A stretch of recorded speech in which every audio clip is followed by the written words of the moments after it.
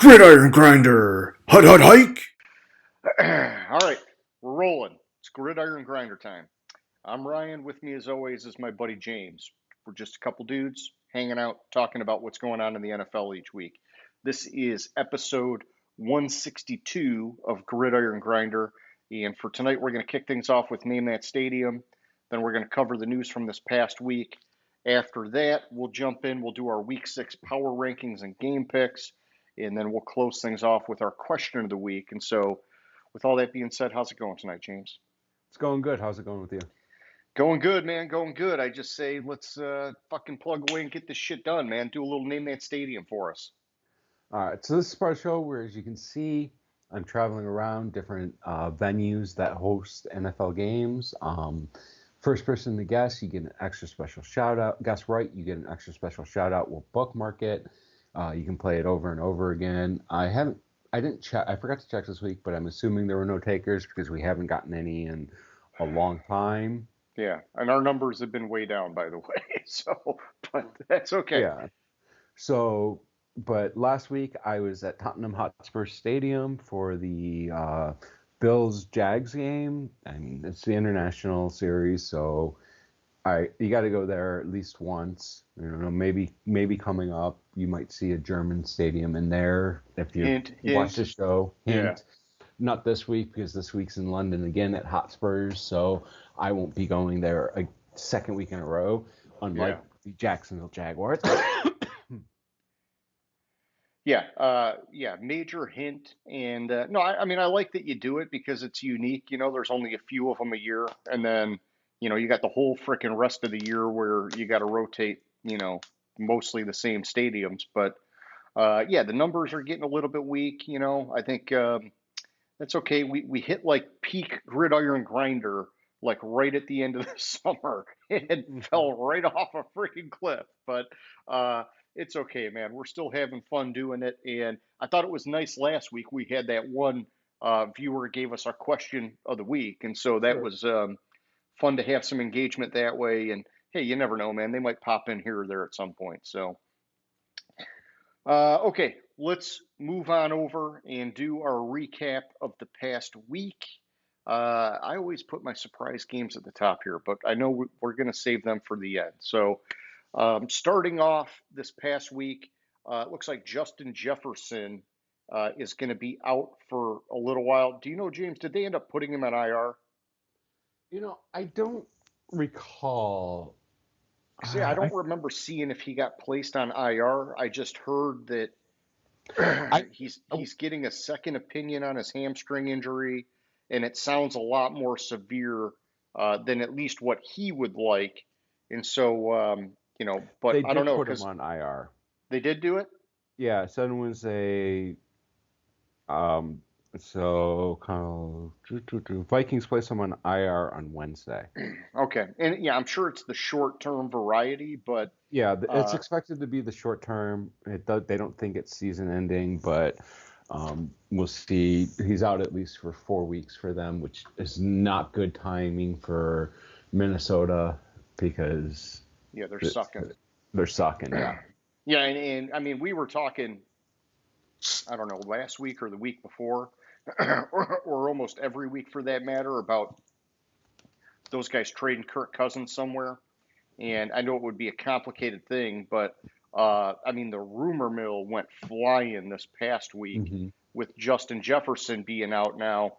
Like tons of people are just saying, hey, scrap this year. It's going to be jacked.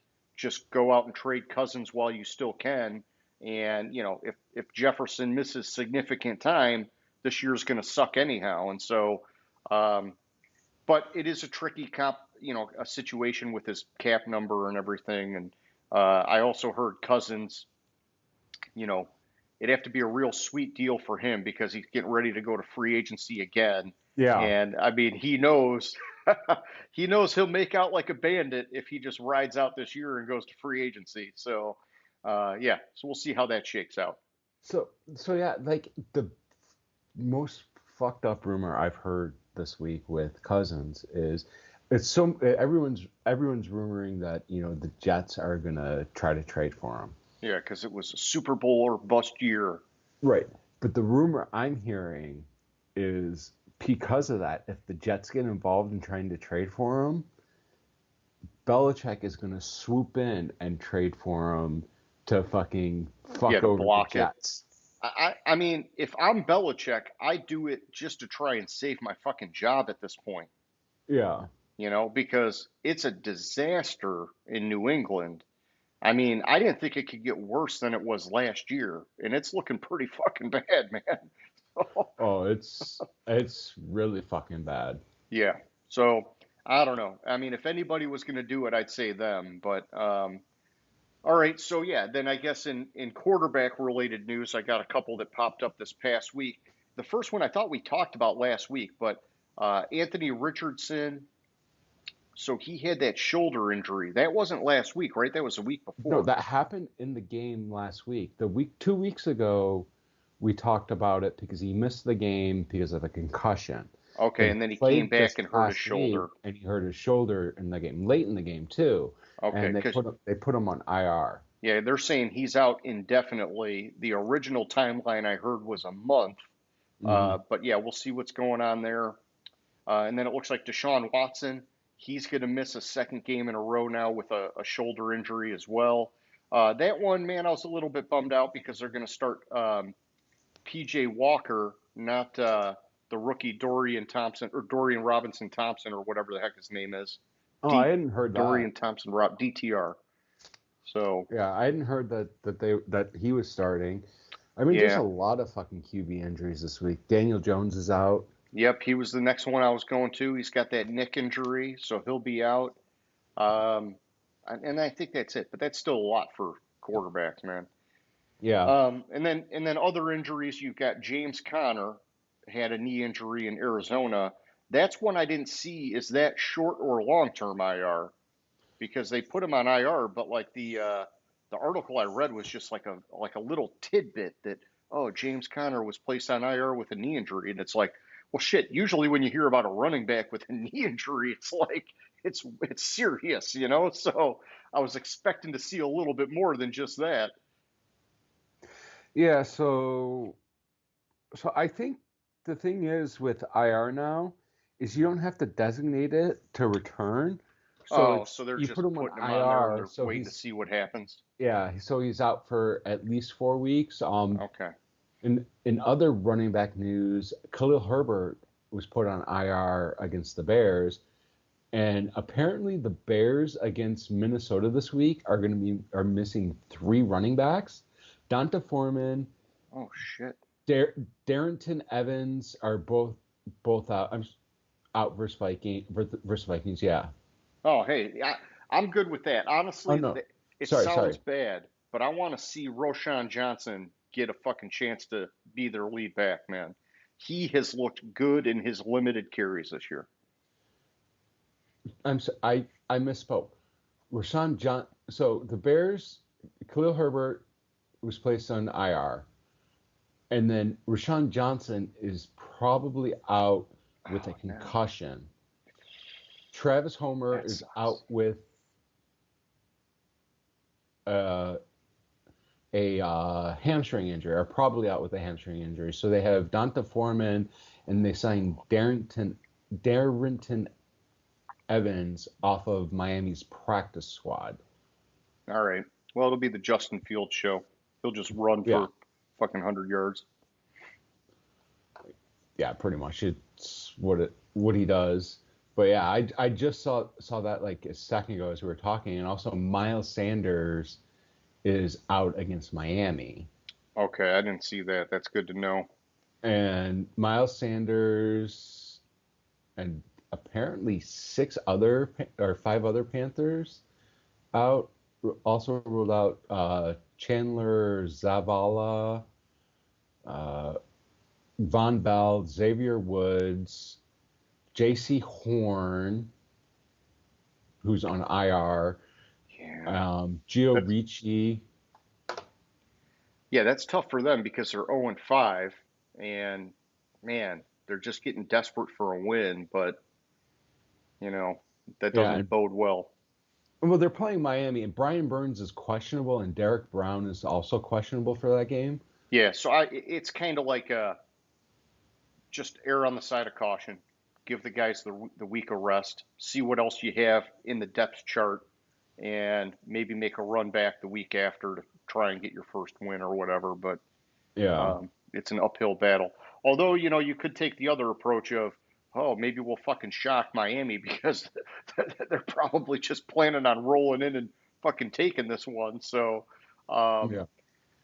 all right, yeah. And so then I saw Matt Milano. He broke his leg. Looks like he's going to be out for the year, is Hmm. what they're saying. Yeah. That's got to be a pretty fucking bad break, man. Usually those broken bones are, 6 to 8 weeks or back in the game. Well, I think it depends on where the break is. I hadn't seen the details of it. I had heard he was out. I didn't hear it was a broken leg, but uh, so I wanted to look that one up. Yeah, check it out. And while you're looking, we got a couple trades. Van Jefferson from the Rams to the Falcons. And then we got Chase Claypool from Chicago to Miami. Yeah, so it's potentially season ending for Milano. Okay. Oh, it's a knee injury. Oh, gotcha. I saw a broken leg, but yeah, knee would change things, you know? Oh, okay. So further tests are he may have torn his ACL. Also, like this is a little bit old. This is probably Monday that the first news I found on it. But yeah, so it's a little bit more than, from what I'm seeing, Broken it's bone, yeah. a little bit more than a broken bone. Okay. And place him on IR, but like I said, it doesn't knee injury, and they also Daquan Jones also went on IR with a torn he tore his pec.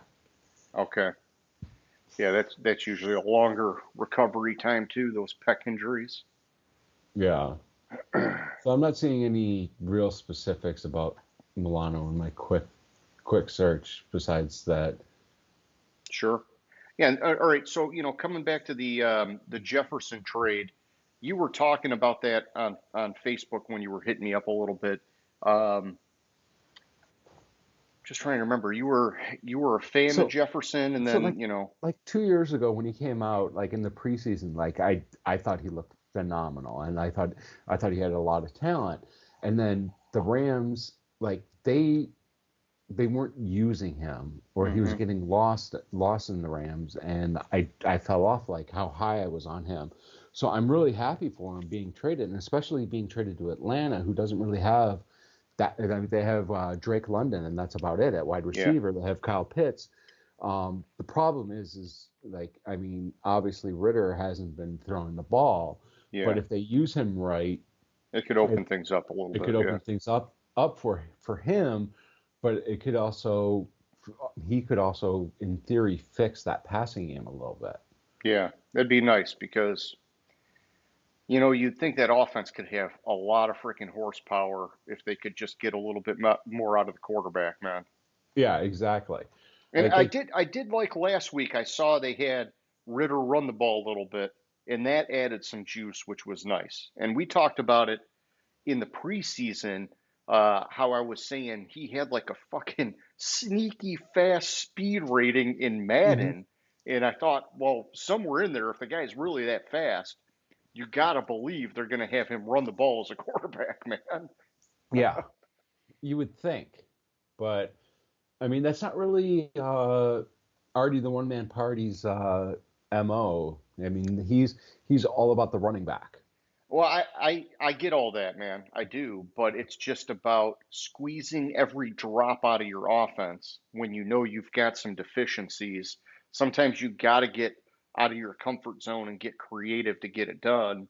And you'd think he's smart enough to probably see that speed and just kind of save it for a couple tricks up his sleeve when he needs it, you know? Hmm. All right, so then James, the last thing I had on the news, and I'm sure there was more, but I saw there was some shit this week in Denver. You know, Sean Payton came out, said that they're not trying to trade any of their guys. Then all of a sudden, they restructured Frank Clark's contract to try and trade him. Yeah, Sean Payton just talks out of every side of his mouth sometimes, but they So, couldn't get they couldn't get a trade, so they ended up releasing him. oh, And did they release him? I had heard last I had heard that they were probably going to release him. okay, So well, maybe that's what it was because I just saw it earlier that, I thought it said Frank Clark is being released or whatever. And I just thought, shit, if he hits the open market, I know we talked last week about what could Detroit do to boost that defensive line. I would easily be kicking the tires on Frank Clark because I don't think his lack of success in Denver is on him. He came into hmm the season banged up and he's playing for a totally freaking dysfunctional team. So, and he's a veteran guy that he's proven to have success with Kansas City. And I think what was it, the 49ers before that or whatever. I mean, the dude's got some talent. So, um, so okay, what real quick. I thought Denver cut Randy Gregory. so that's what it was supposed to be originally, and then I think like at the 11th hour they traded him somewhere, right? Yeah, they traded him to the 49ers. So like that's the Oh, they went to first thing I traded him to the saw. 49ers. Ugh, why would they do Yeah. that? And then so there's multiple reports that he will be cut, but they haven't cut For Frank Frank Clark yet. Clark? Yeah. Okay. But with Randy Gregory, I Yeah, I thought he was cut too, and then they I they thought he did like was cut. a little last minute switcheroo. Yeah, because I remember talking last week and dude, I swear he was being cut or he was cut and Yeah, they fucked it up. yeah, so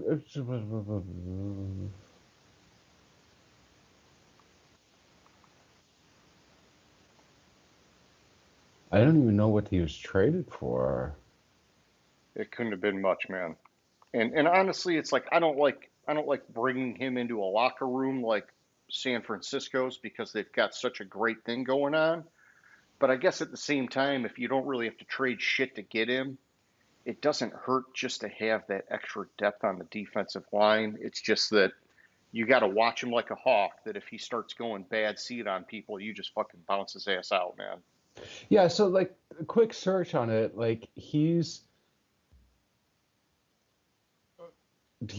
apparently impressing um Shanahan the and company. 49 Shanahan or Steve Wilkes.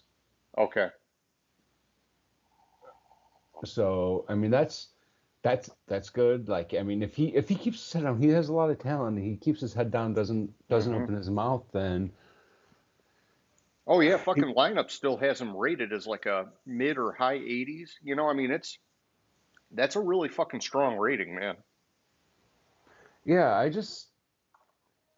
I want to know like they couldn't have given up much. No, especially if Denver was going to release him. Maybe it's the other way. Maybe San Francisco came in at the 11th hour and was like, "Don't release him. We'll just fucking swap seventh round picks with you." Yeah, I'm trying to look and see what the trade was because Of course, that would be in San Francisco's benefit too. But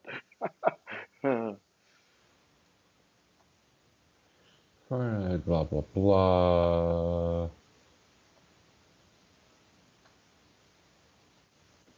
All right, trade with Denver. Here we go. That's got to be it.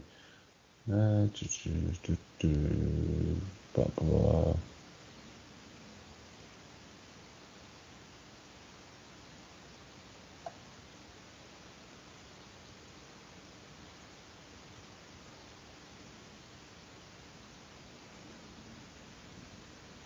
Apparently, they gave up a sixth round 2024. Oh, Hey, they gave up a 2024 pick. Most of these fucking trades is Yeah. 2027 or 2025 swaps.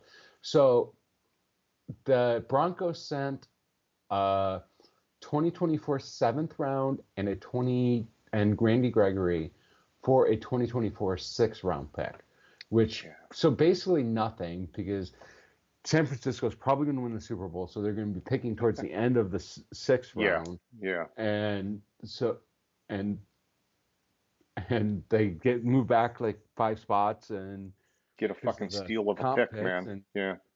yeah, Or a steal of a so trade. yeah, so that's not that bad. It's not that bad a move. I was surprised because I thought he was like already cut, Yeah. so maybe the paperwork hadn't been filed and the 49ers were like, hey, we'll do this to get him Yeah, they because went they old have school. They UPS that paperwork in, and then they were yeah. like, "Oh no!" All right. So what else do you have news-wise, man? What did I miss? Um, some of the stuff we can hit during like Power Darius rankings and Slay, shit. Slay and Carter are out for the Eagles against the Jets, Oh, and just gotcha. I like didn't see that. Okay. yeah, I just saw that. I don't know what Slay has a knee injury and Jalen Carter has an ankle injury.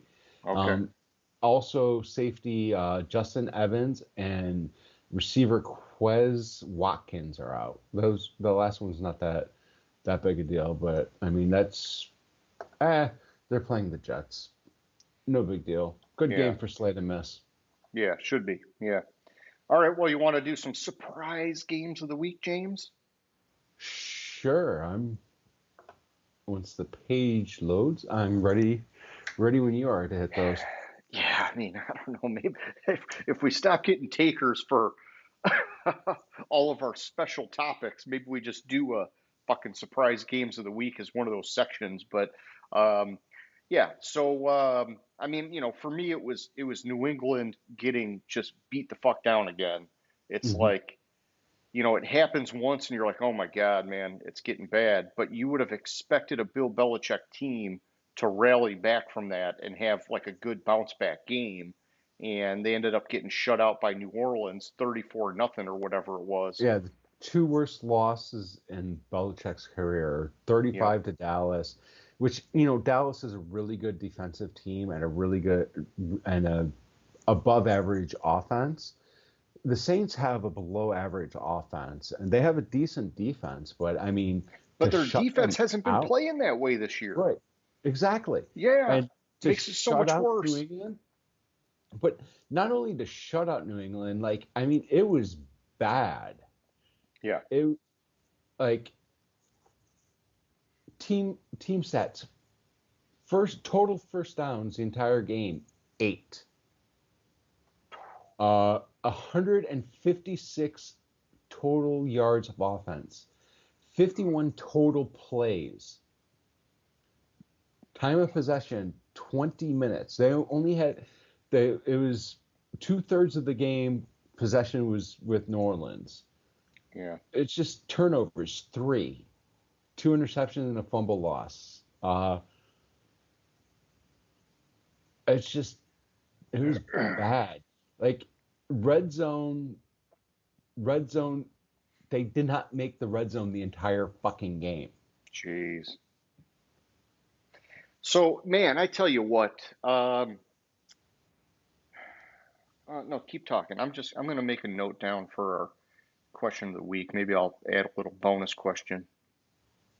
I mean, they had the ball a total of 14 times and had 156 total yards and 8 first downs. So less than half of the time, total less than half of their basically half their drives. No, because that wouldn't be drives because they were getting a first down. So that would have been. Uh, well, no, that would have been drives. 14 total drives. So less than half of their drives, or about half their drives, they got a first down on. I mean, it's just yards per rush 2.5, yards per pass 3.4. And And it's not like they were hurt really terribly bad by penalties. It could have been a lot worse because penalties wise, New Orleans had 12 penalties for 86 yards, while New England had 5 for 30 yards. Okay. So I mean, 3 yards per rush. Where's yards per play? 3.1. It's ugly, dude. It's ugly. Yeah, And it's honestly, bad. I think it's all the quarterback too. I Hmm. mean, it just you like on paper they still have a strong offensive line. They have two running backs that you would think would be productive as long as they had some threat in the passing game. Oh man. And then on defense, they still have a lot of talent on defense. It's the quarterback is the anchor that is just dragging them to the bottom of the ocean, man. Yeah, so I'm glancing at their drives, and it looks like the closest they got. It looks. Hold on, that can't. Okay, so they had two drives. Let me just verify this. They had two drives that they made it into New Orleans territory on. They made it to the New Orleans 40-yard line, and they made it to the 30-yard line, 30-yard line, and they missed a Okay. field goal on that drive. Like, I mean, that's bad. They have had like 5 plays total all game in New Orleans territory, and the only reason why they made it that far into New Orleans territory is because they had a 48-yard reception, and then a penalty on New Orleans gave them an additional 15 yards, and that's Okay. what put them in New Orleans territory the one time. I was just bad. Wow, they got a lot of fucking dead cap, man. I was just looking at their cap situation. They got 25.8 million in dead cap space. Really? Yeah, so I mean they couldn't. I mean, you could fake cap it all day, but they're showing it on Spotrac at 2.8 million in space. And with all that dead cap, man, I don't know, dude. It'd be hard to you'd have to restructure Judon, Henry, Brown. I mean, you'd really have to make a lot of fucking moves to be able to clear to bring in a guy like Cousins. And so I don't know, dude. And then it's just, I think it's tough because what the hell's Belichick gonna do, dude? I mean, like if he doesn't turn it around right now, you gotta think that he is on the fucking hot seat now. They haven't done shit since Brady left. Yeah, you got to think that. Wait, I thought Bailey Zappi was on the team. What they do? Did they fucking drop him to the practice squad or some shit? No, what the hell? I thought, like, didn't he just play? Like, he's list unless he's Oh, he listed must have as. got cut or something, man. Yeah, he's listed in their fucking dead cap. Yeah, I thought he was on the team. Who the fuck is their? Yeah, who'd they put at backup quarterback? Will Greer? Seriously, like, Oh no, they got Bailey Zappi on here. I wonder if they cut him and brought him back or something, and so they took a dead cap hit, but they ended up bringing him back without. I don't know, just oh, they're untied my shoe. That was there. weird. So yeah, he is on the roster. So they must have. That's really fucked Yeah, that up. was jacked up, man. So let me see contract history.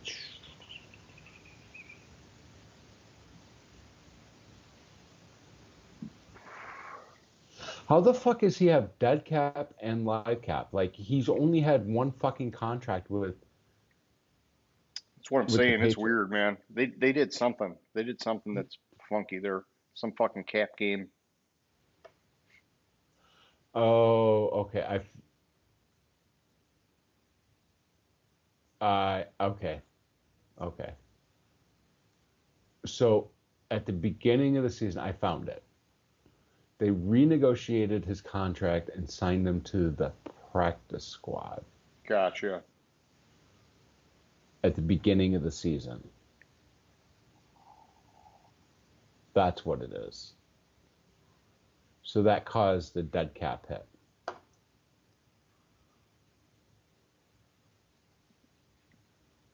That's that's got to Okay. be what it is. Yeah. But yeah, that game was pathetic. What else did you have for For surprise surprise game? games, I would say the only other one for me, um, and I mean it's a surprise just because of how dominant it was, which was San Francisco's Hmm. win over Dallas. There was a lot of attention going into that game on the Dallas side. And Hmm. so you would have thought with how well Dallas's defense had been playing up into that game that maybe their offense could have gotten a little bit and then it could have been like a low score, real close game or some shit. No, they just got blown the fuck out, man. So fuck you, Dallas. Yeah, that one was a weird one. I I think that was more San Francisco's defense than Dallas's offensive failures, personally. But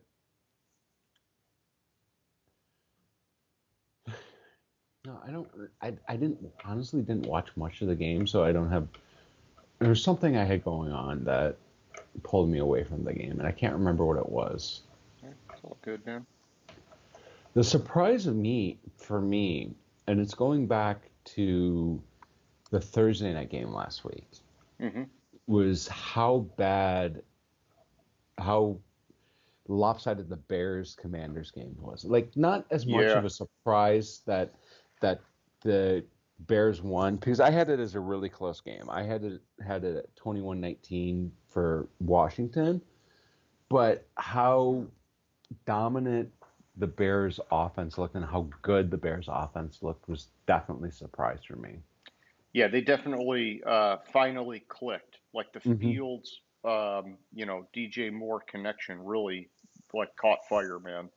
Yeah, and I mean DJ Moore, 8 receptions for 230 yards and 3 TDs. So I was all excited going into the weekend last week, and I texted you, I was like, damn, I got like 51 points. So I got 51 points in our league from DJ Moore. Yeah. I won by 6, not even 6, because the team I was playing had Travis Etienne, who got 33 points, and they had San Francisco's defense, which got Oh 21 yeah. points, Yeah. and I got a total of 4.5 points from Anthony Richardson because I can't figure out how to fucking decide on a starting quarterback in fantasy. I Well, I swear to mean, God. yeah, but just going back looking at like the Lamar Jackson, history in fantasy, those guys that are primarily a running threat are Hmm. very boomer bust in fantasy, man. And, Lamar, he had that MVP year where he really put it together in the air. But other than that, man, he's been streaky as fuck with his passing game. So, it's and Richardson has to develop his passing game still. So he's like mostly a ground guy at this point in time. Yeah, but also like Richardson didn't play in the second half. Yeah, Richardson yeah, he got was hurt. Yeah. yeah, like it was the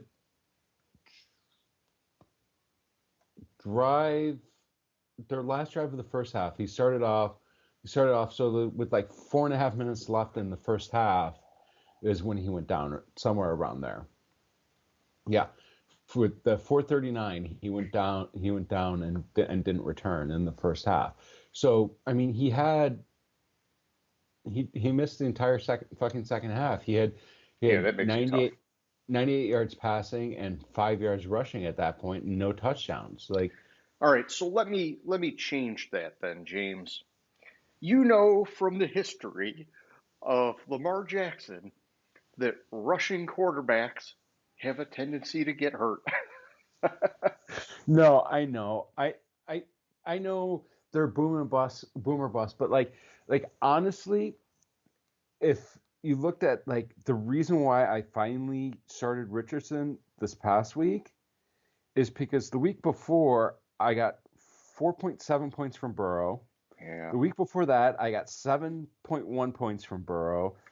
Ooh, week 2 I got 18 from Burrow, and week 1 I got 3 from Burrow. Yeah, Burrow's like maybe the bottom of the barrel for fantasy quarterbacks right now, man. Yeah. So like I had to shake it up because I was 0 and 4. Yeah.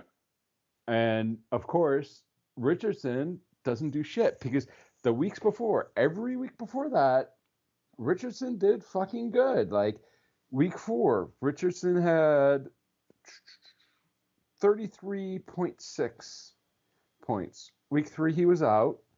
Week 2, he had 18.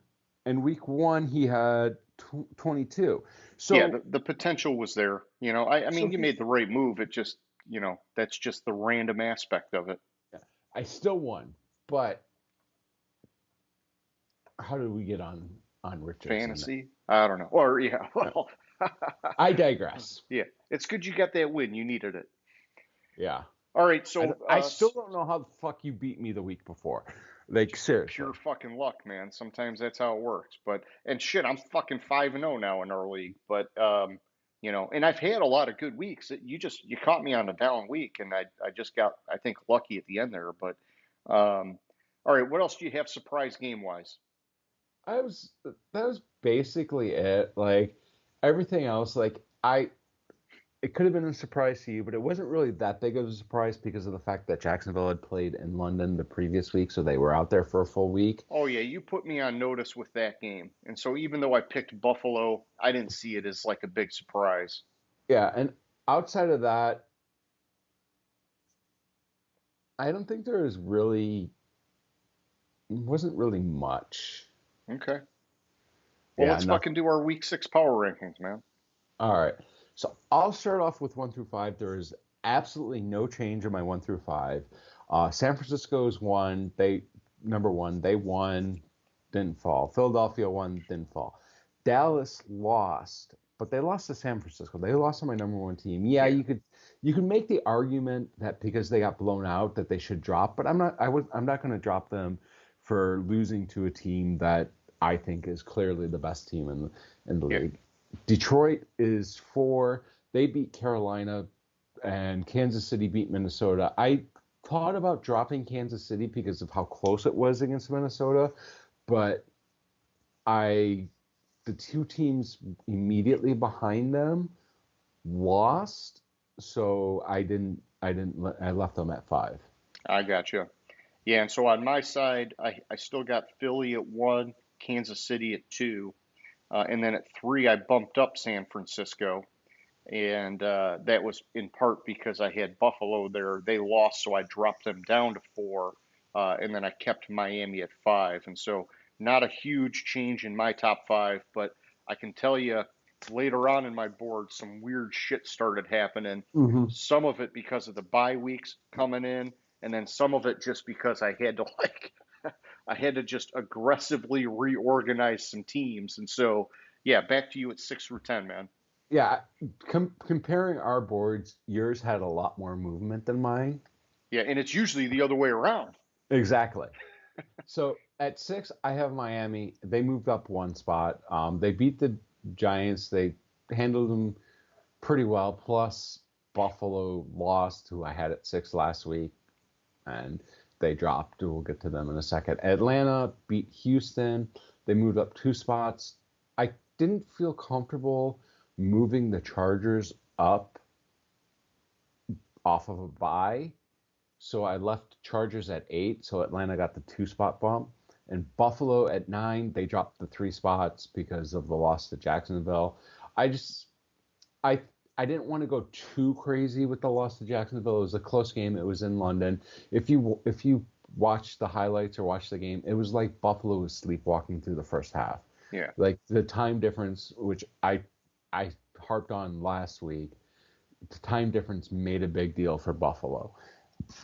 And then at 10, I have Seattle. They were on a bye, so they stayed the same. All right, for me, it's 6. This was one of my healthier moves. I put Detroit up there at 6. I moved them up 5 spots. It was a big jump, but in part because there's a nice fucking chunk of teams on bye coming up on my board. But I also wanted to show respect to them because at 4-1, it's probably the best start they've ever had in my lifetime. So if I was ever going to do it, now's the time.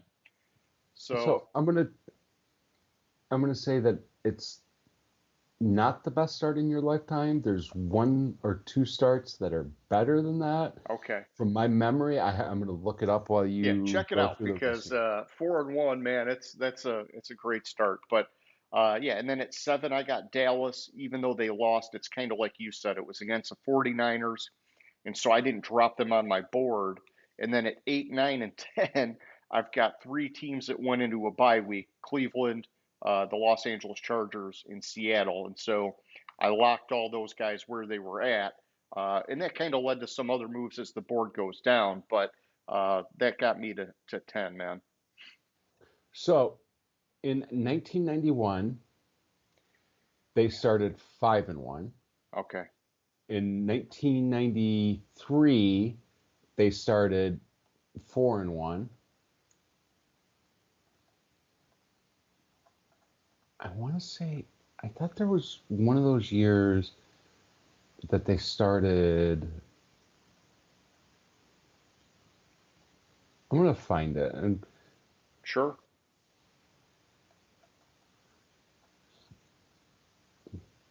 I want to say one of the years in like the 90s or early 2000s. I really want to say they started 4-0.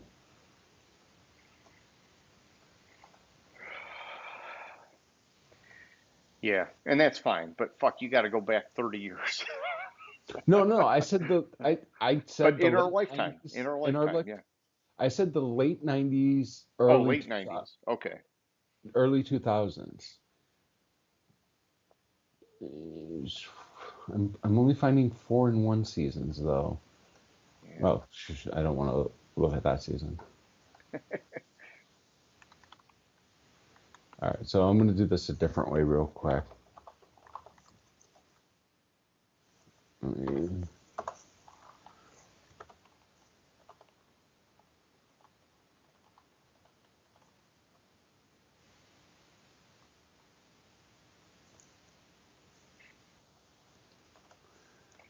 Yeah, so 2007 they started 6-2, but I'm wondering what the first, where the first 2 losses were. So in 2011, they started 5-0. Okay.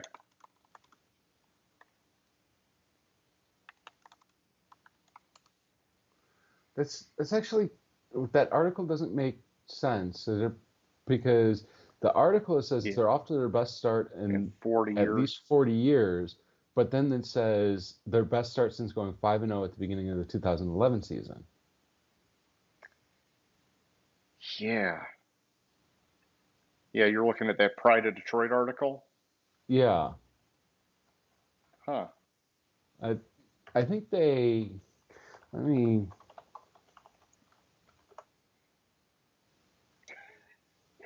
Either way, they're off to a heck of a start by our standards. yeah, they started 5-0 Okay. under Jim Schwartz. As when they lost to the Saints, they got destroyed by the Saints in the wild card, but they beat Tampa Bay, Kansas City, Minnesota, Dallas, Chicago. Then they lost 2 games in a row to San Francisco and Atlanta, and then they finished the season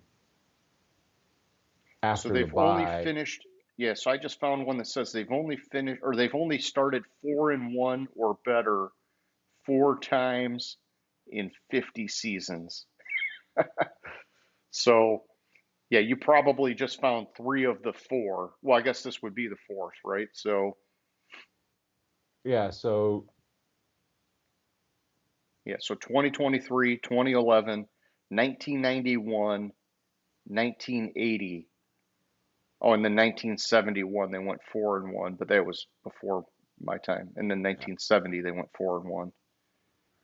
So I remembered the 91 season Yeah, uh, really well, and I remembered the I knew it was in the 2000. I couldn't place my finger off the top of my head. Like my first search was the 1991 Detroit Lions season, and gotcha. so that I knew it was that one. Oh Anyways, man, did you get to through 1 through 10? I did. Yeah. All right. We'll digress and stop talking about the Lions for now. At 11, I have Cincinnati. They moved up one spot. They beat Arizona, but I dropped the team that I felt like I was starting to get too high on. Okay. 12, I have New Orleans. They went up 3 spots.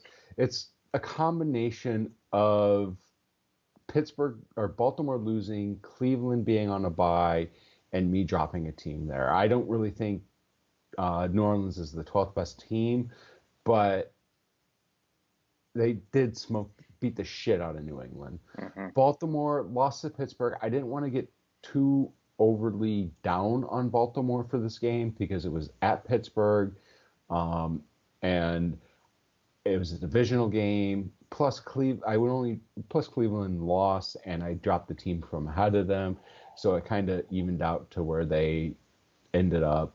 I'm Hmm. sorry, Cleveland was on a bye.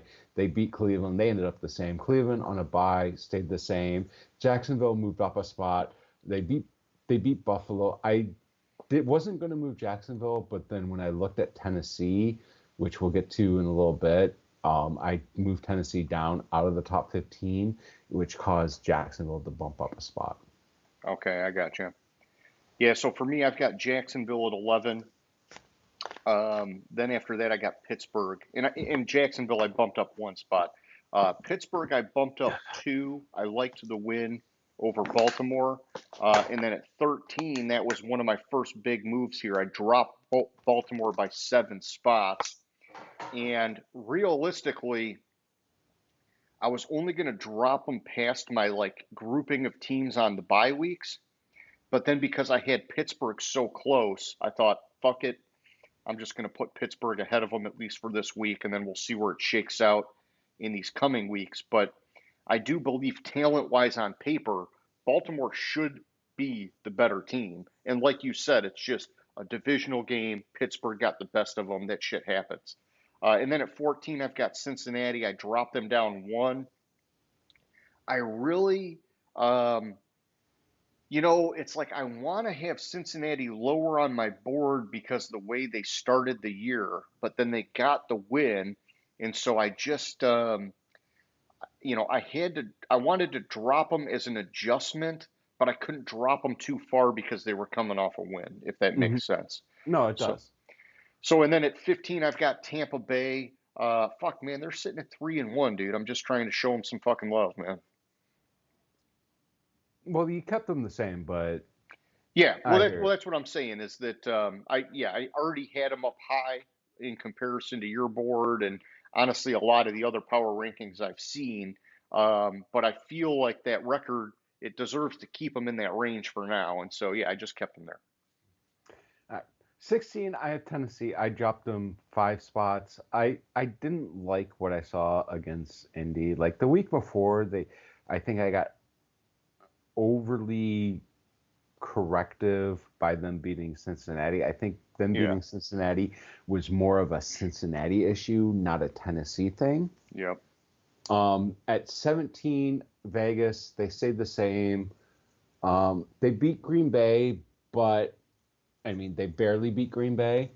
18, I did move Pittsburgh up 4 spots because this is kind of like I said with Baltimore. I didn't want to get too overcorrective with divisional win, but the week before, this is kind of a correction of the week before where I overkilled them for a Sure. loss. 19 Minnesota, they stayed the same. They lost to Kansas City. They kept it close. It was one of my top teams on my board. Carolina, the same thing. They stayed the same. Really, also, these two teams probably would have moved down a spot for the loss, but I had my weekly tradition of a 7+ spot drop for a team, and Yeah, so gave them a little floater. gave them a little bit of a prop them up a little bit. Okay. All right, so then at 16, I've got Atlanta. I bumped them up one. It was a close game, but they pulled it off. 17, I've got the Jets. I put them up 2 spots. Um, I don't know what to fucking think of the Jets. I think they're in trouble, but either way, I mean they got that win last week, and so they got a little bit of a bump on my board. 18, I've got the Saints. I moved them up 4. They were one that I think I was maybe getting a little bit too low on, and so I had to do a little bit of a bigger move. 4's not crazy, but a little bit bigger. 19 with the Colts. So coming off of that win, I thought, you know what? I really got to show them some respect because I had them down near the dumpster fire, or maybe even in the dumpster fire going back in like week 1. And they've really shown week in and week out a lot of fight and a lot of potential. And so I moved them up 7 spots. And then at 20, this was another one that a little bigger of a move. I dropped Tennessee by 4, and it's man, Tennessee is just playing really bad football, man. And so I don't even know how to explain it. They're just so bad. Like you said, they got that win over Cincinnati because of Cincinnati, not because of anything they did. So it's like, there's a lot of garbage teams this year, James. It's really pissing me I off, man. No, I completely agree. I went back and looked. You had Indy in the dumpster fires weeks 1 and 2. Okay, thank you. Yeah. All right, so yeah, back to you at 21, man. 21, I have Houston. They lost to Atlanta. They kept it close. They were in the game. CJ Stroud is fucking amazing. Hmm. I didn't move them because of the loss. 22, I have Indy. I bumped them 4 spots. Uh, you know, they with Indy, I think I overcorrected. Yeah. So I dropped them 4 spots after losing an OT to the Rams, but I think that wasn't, which I should have realized that. And I'm going to switch this real quick. Um, you'll understand in a second. Sure. So at 22, I fucked up. I have the Rams. I moved the Rams up 1 spot. I wanted to keep the Rams above Indy because I'm going to keep the Rams above Indy because they just beat them 2 weeks ago. Sure. 2 weeks ago. Indy moved up 3 spots after beating Tennessee. I think it just makes sense to keep them here. I think Indy with Anthony Richardson, and now that they have Jonathan Taylor back, I think it could be a very dangerous team. And they have, if Richardson can come back and Minshew can just hold serve, Yeah. I think they have a chance to win the division based on how the division's playing. 24, I have Tampa Bay. They didn't play. I didn't move them. 25, I have Washington. Yeah, Washington lost to Chicago. Hmm. Yes. But I didn't feel comfortable dropping Washington all the way to the dumpster fire and moving a team out of the dumpster fire. And I also dropped a team way the fuck down in my 7+ and weekly tradition. So Washington kind of got the float back up to 25, even though they lost. Yeah. Yeah. In Chicago, I think people were expecting more of this boom potential coming into the year, me Mm-hmm. included, and we just haven't seen it up until this week. And so it's like, yeah, I mean, you could kill Washington for it, but it's also been like a one-time occurrence with Chicago so far. So, Yeah. um, yeah, so for me at 21, James, I've got the Raiders. This was one of my healthier moves. I bumped them up 7 spots. And this one really was not even as much about trying to give them some respect because I really don't have much for them. It was it was me looking at this chunk of my board and being like, "Oh my gosh, all of these teams are just so bad, just in like slightly different ways." And so I just was like, "Okay, because of the win and then all these other teams losing, I'm just going to make the shuffle. And basically, the dude from the bottom is jumping to the top of the garbage range here. And so that's what happened for the Raiders. The Packers at 22, they dropped 2 spots. The Commanders at 23, they dropped 2 spots. And then the Vikings at 24, I dropped them 1 spot. I get it. They lost to the Chiefs, but they're still losing. And then at 25, the Rams, I dropped them 1 spot. And so, and honestly, I don't know, man. Maybe out of this group of teams, I probably, now that I'm looking at it, I probably have a little more faith in the Rams, but I need them to get another win before I can maybe do another adjustment there. So Mhm. back to you at 26, man. So unlike my top five, 26 through 30, every team fucking moved. Okay. 26, the Giants moved up 1 spot. They lost to Miami, but I, I'll get there eventually to my weekly 7+ drop. 27, the Jets moved up 1 spot by beating Denver. Denver's in the dumpster fire. If it weren't for the team I have at 30, that I would have kept the Jets the same on the win. Same with Arizona, they lost, but I dropped the team down to 30. I think Arizona is sneaky good, and I Yeah. keep saying it. If they could put a full game together, they could win some games. And I'm reading a lot of stuff on how they are completely out on Kyler Murray. How this is Josh Dobbs' team now. Oh, that would be a sweet thing to see happen, man.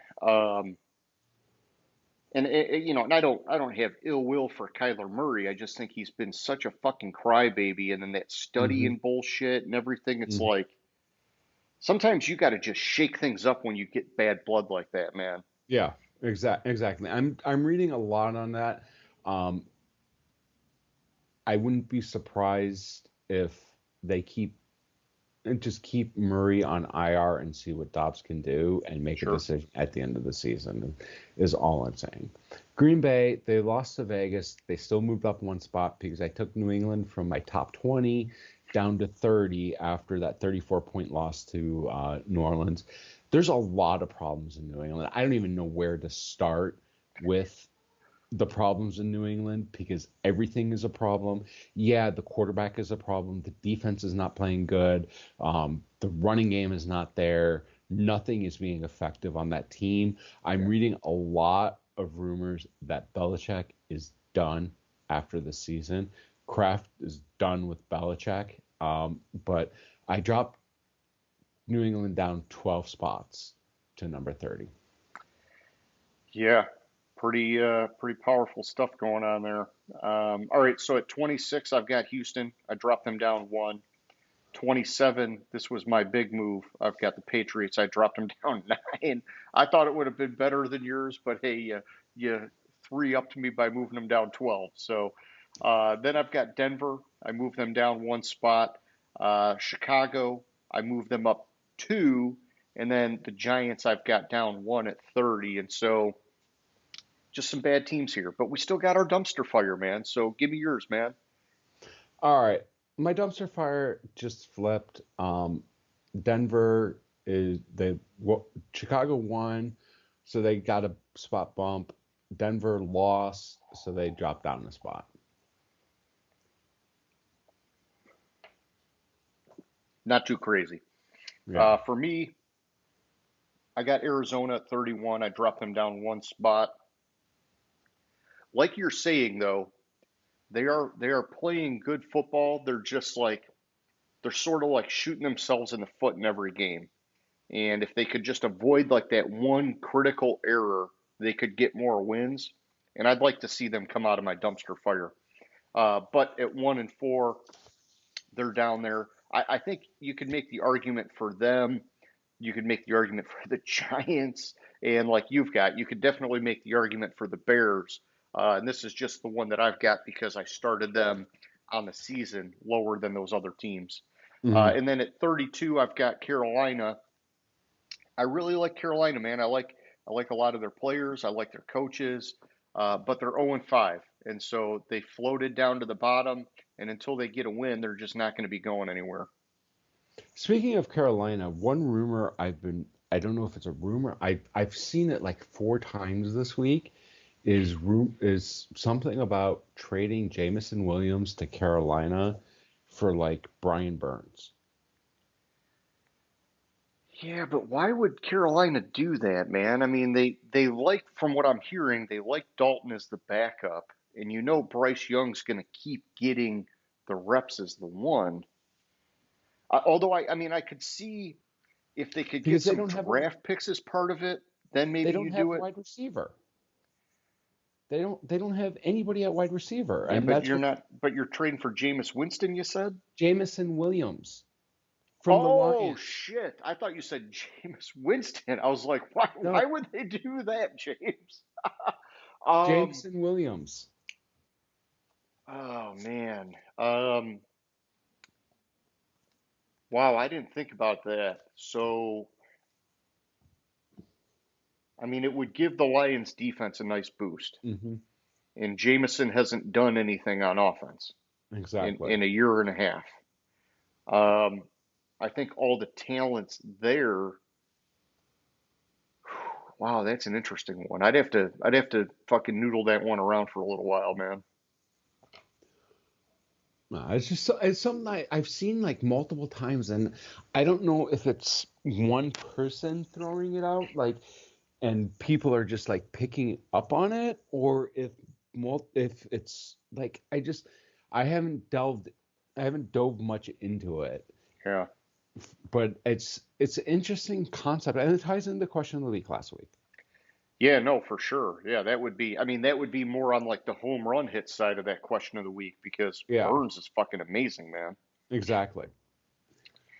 But unless you have anything else for your power rankings. I do not, sir. All right, so we'll move on to the weekly or picks this week. First, I finally had a decent week. I gained 3 on you. Uh, I got 10 right. You had a rough week. You got 7. Yes. Brought me up to 54%. You're still at 63.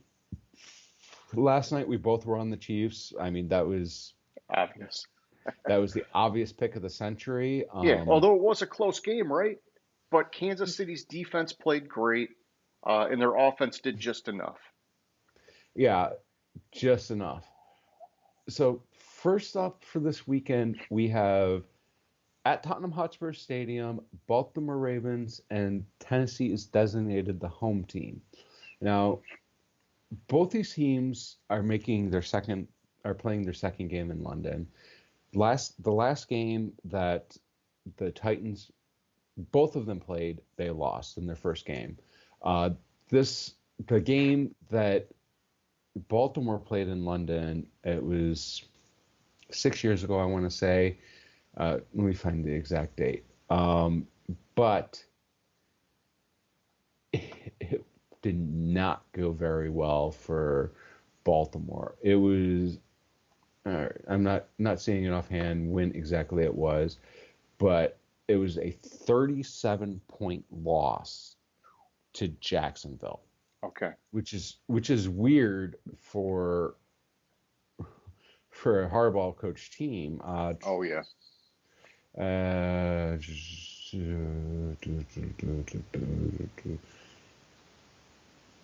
Yeah, I'm not seeing it. So with this game, it's hard to pick games in London because of the simple fact that you don't know exactly how it's going to affect the players. Like, Yeah. Last week for me, it was easy because Jacksonville was there for over a week and they had time to adapt. And I, so I'm really just going to stick with my model. And my model had Baltimore winning 21-19. So I'm going to go with Baltimore. Okay. Yeah, and so this one's a weird one for me starting off this way, but my model has Tennessee, and I appreciate before the show you pointed out that it was overseas, and so I had to take out my home field advantage factor, which I thought was giving the edge to Tennessee, and then honestly, it still has the game going to Tennessee by a hair. It's less than a point. I don't really like it. I've been tempted to override it, but for now I'm going to stick with the model. I did 3 overrides last week, and all 3 got burned, and so I'm just gonna fucking stick with it, man. It's weird. You would think Baltimore would be the better team. They're like fucking third on defense, fourth in rushing. Um, I mean, even then, it's like they're besting Tennessee in every key stat, and so, but it's all right. I'll take the model this time, and if the model fails, then I'll have some incentive to do some more overrides next week. So there you Yeah. go. So next up, we have the the Commanders at the Falcons, which apparently game does not exist on my list. So not my pick list, but there it is. Yeah, and this one's at Atlanta, right? Yeah. Yeah, it's at Atlanta. An interesting thing here is Washington's defense has had a lot of sacks. I don't have the total. And Ritter has been sacked so far this season. He's been sacked 16 times. Okay. I didn't realize it Uh, was that high. yeah, it's that high.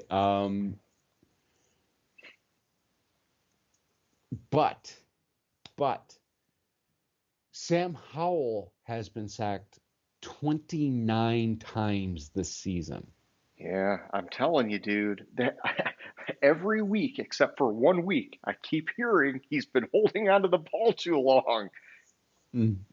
So here's the interesting fact is this is week this is game 6 for Hmm. Washington.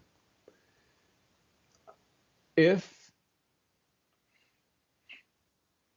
the record for most sacks in the first 6 games of a season is held by David Carr in 2002, who was sacked 39 times for the first 6 games. Yeah, that's insane. And that sacks have only been tracked since 1963, apparently. My model has a super tight game. It has Atlanta winning by 3, and I'm going to stick with that. Yeah, I got you. My model's pretty similar. It's got it as a tight one. Yeah, I've got Atlanta by like 3.4, and even then, looking at my heat map, it like just ping pongs back and forth all the way down, and so it's real close. And I think because of that, my model, this one, the home field advantage would make sense as that being the factor. You do see a lot of 3 point sort of like gimmies to the home team when you look at a lot of like the point spreads and shit, and so. I'm comfortable with that, man. I'll take Atlanta here. All right. Next up, we have the Minnesota Vikings. Oh, what a fucking terrible game. Minnesota Vikings at the Chicago Bears. Interestingly, this year, every game for the Vikings has been technically a 1-score game. Okay. Their win, they won by 8 points, and it's just they're the only team. It's a mean reversion from last year, man. Yeah, they're 1-4, and no other teams had all 5 games be within 1 score.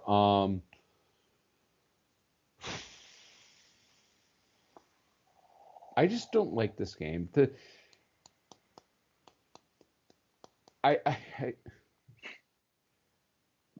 My model has Minnesota winning by more than one score, just barely, Okay. by 9 points. I can't. I my issue with that is I don't know if I trust Minnesota's offense without Justin Jefferson.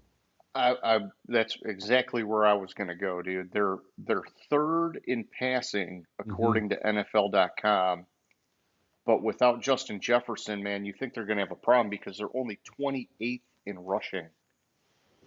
Yeah, and I hate to do this because we had so few changes or so few differences this week, but I'm gonna switch to Chicago winning back their first back-to-back games in like 5 years or something like that. Hey, that's cool, man. Yeah, no sweat on it. I just updated my sheet here, but yeah, I've got Chicago also. And it's tough because I mean we saw how bad Chicago can be up until last week, and then we saw how good they can be last week, and Hmm. we just don't know which version we're gonna get. But Minnesota, they are only good on offense, and really on offense they're only good in the passing game. And so, like we covered, without Justin Jefferson, uh, I just, there's too many things going wrong with them. And so I got to go Chicago. But both of these teams are pretty much garbage, in my opinion, this year. Yeah, I agree. Yeah, I don't I have like I said, I have problems picking Minnesota without Jefferson. Yeah. Next we have Seattle at the Bengals.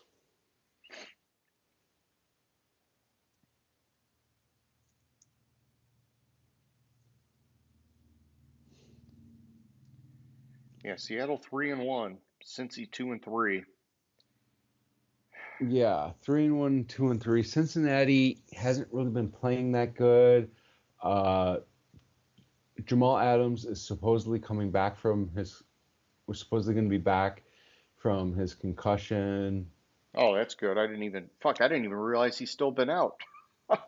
Well, they were on a.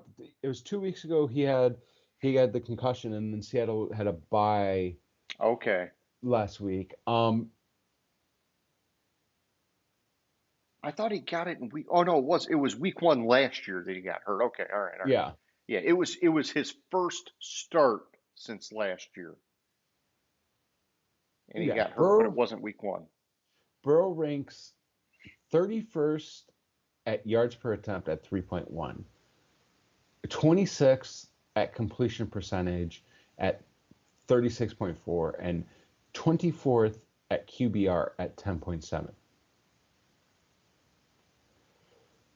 Yeah, I'm showing them as 28th on offense, man. Yeah, they're like 28th on offense. I think I'm not certain. I have to look it up. I don't have the sack total, but I don't or pressure total. But one of the things is last time out, Seattle had 11 sacks Mm-hmm. against.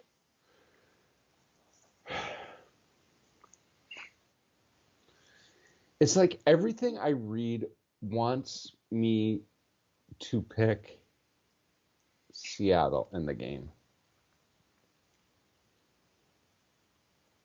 My model has Cincy winning by one, so I think I'm going to switch to Seattle. Yeah, I'm going to switch to Seattle. I Okay. don't trust Cincy to yet.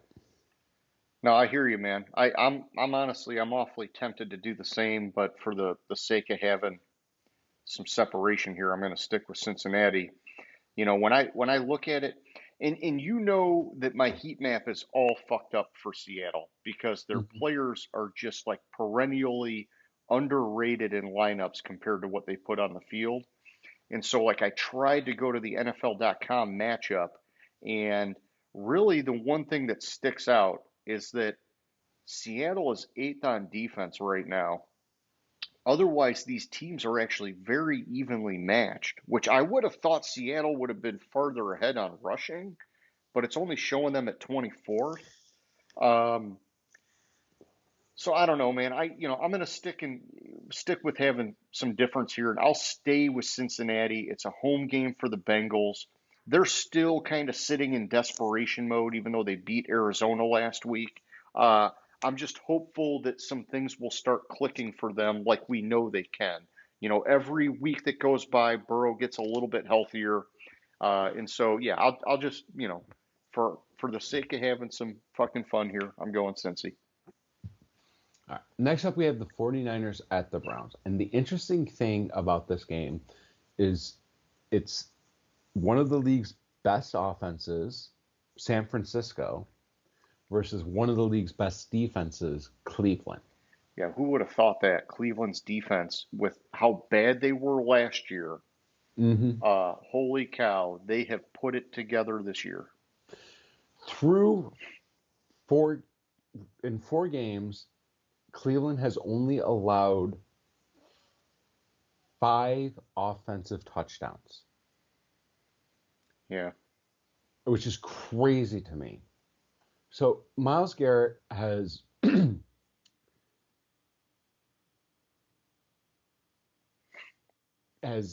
this is his 89th career game, or this will be his 89th career game.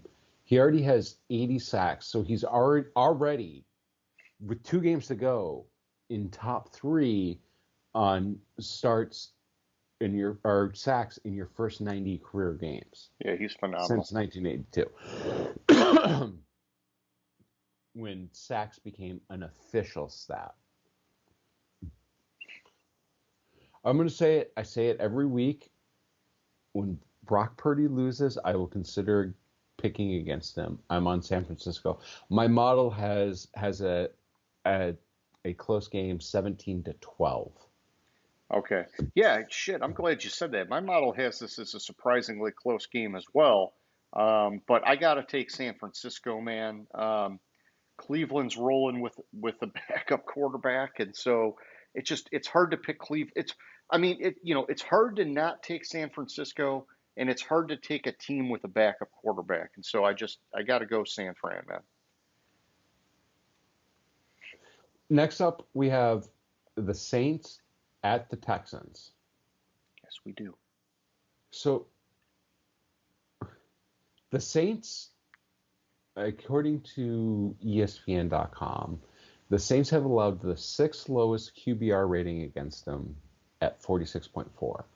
And their seven interceptions are tied for 3rd most in the NFL. Okay. CJ Stroud is 3rd in passing yards in the league and hasn't thrown an interception in an NFL record 186 passes to start the season. Oh yeah, man.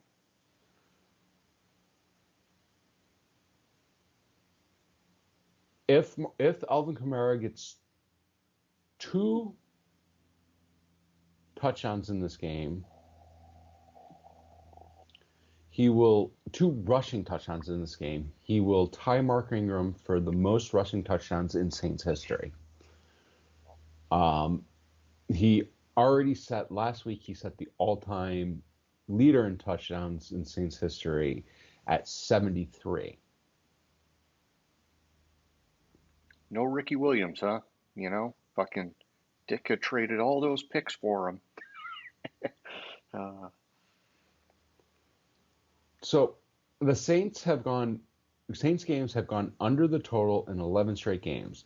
It's tied for the longest streak in the past 35 years with the 2003 Bills to go under the total. The total is 42.5. Where's my model have it at? My model has it 21-14 New Orleans, and I'm going to roll with New Orleans. Yeah, I like that. I do want to give some credit to the New Orleans defense. I was saying they weren't playing as good as they could be, but no, I mean I'm looking at it right now. They're ranked 5th in the NFL, and so I got to backtrack on that comment. Something with that is just, I guess, my observation of them. I guess I was thinking they were underwhelming compared to their standard or whatever, but yeah, my model has it as a close one. But it has it going to New Orleans. I've been down on them this year. And I got excited with Houston the last couple weeks, but then they lost last week. And this one's tough. It's like a part of me wants to override it, but I got burned on the overrides last week, and so I'm sticking with my model and I'm going with the Saints, man. All right. Next up, we have the Colts at the Jaguars, also known as the Gardner Minshew revenge game. Yeah, Minshew So mania. when I was looking at this game for stats, the interesting stat I found is in 5 career games against Jacksonville, Jonathan Taylor has rushed for 522 yards Ooh. and 3 touchdowns.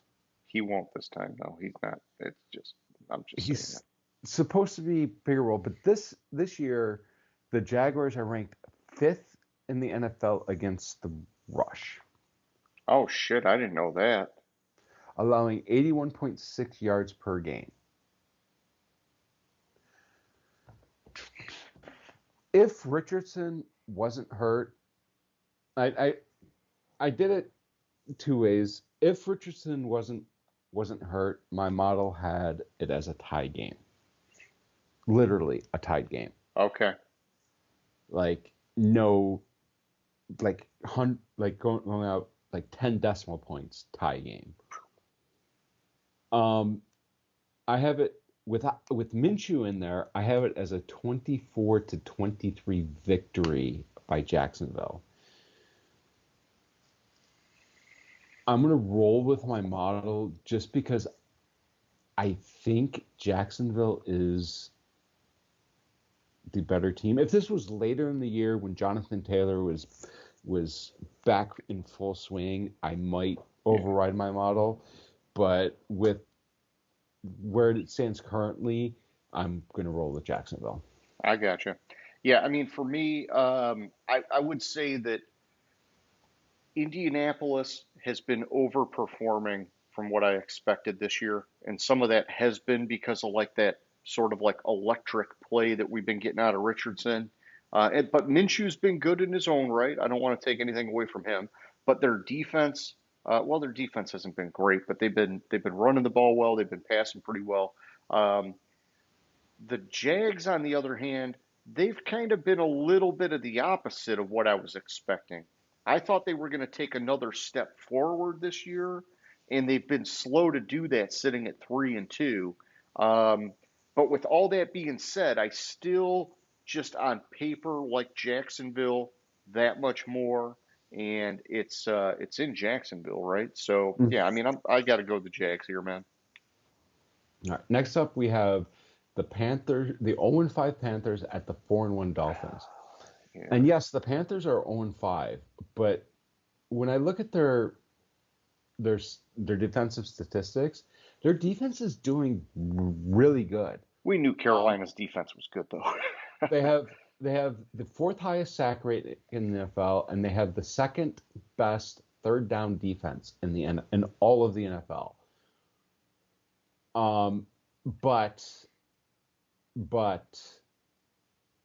But they're without like half their defense this week. Yeah. The only question going into this game is, will Miami put up 70 again? Probably not. Will they put up 50? Yes. Yeah, they could easily put up 50. I mean, they could easily put up 70 if they wanted. They will put up 50, and I don't think Carolina can score. I'd top them off at like 2-3 touchdowns. So I'm with Dolphins. Yeah, and surprisingly, the Dolphins defense is only ranked 25th right now. I thought that Vic Fangio would have gotten them going by now, but it just a little bit lagged, I guess, with him bringing that group together. And I mean, maybe those guys are thinking, hey, what do you really need us to do? The offense is just fucking lighting it up every week. But no, I don't want to go. I don't want to go too deep on this one. I mean, Miami has been just crazy awesome on offense. Carolina, They're a work in progress. They're rebuilding from the bottom up, and so I got to take the Dolphins, man. All right. Is that right? Is that the next up game? Okay. Next up, we I think I have know where you're going.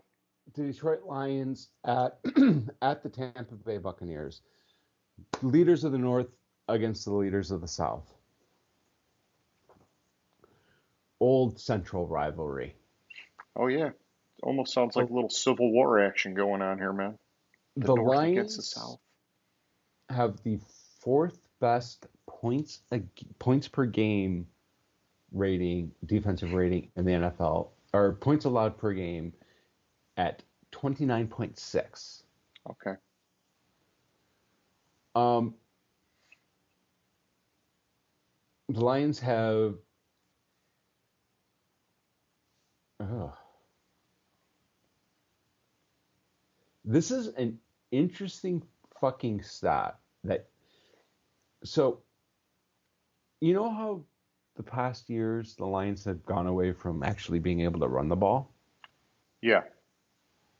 There are two teams. They are third for rushing attempts so far this season at 165.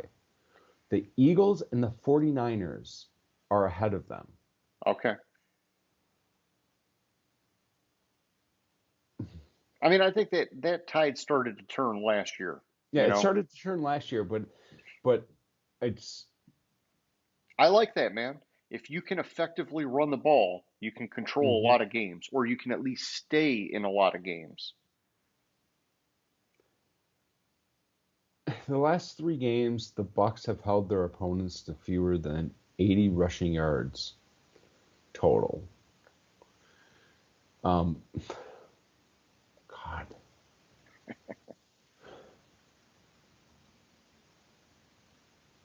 Fuck it. I don't like my model. There's something seriously wrong with my model. I don't think my model's giving enough respect to the Lions and who they are this year, because my model has them losing by 12. Yeah, that's a wide spread, man.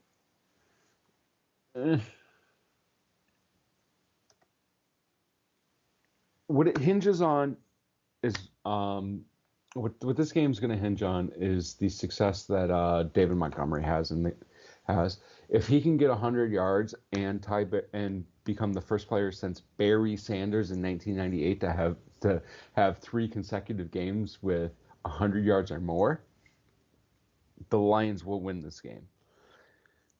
And that's the question: is can he get 100 yards against the Bucs? Yeah, Tampa Bay, I'm showing them as the number 2 defense right now. Yeah. But I'm also showing them near the bottom on offense.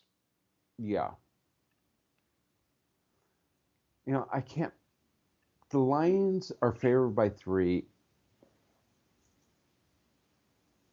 and they've covered the last 3 games.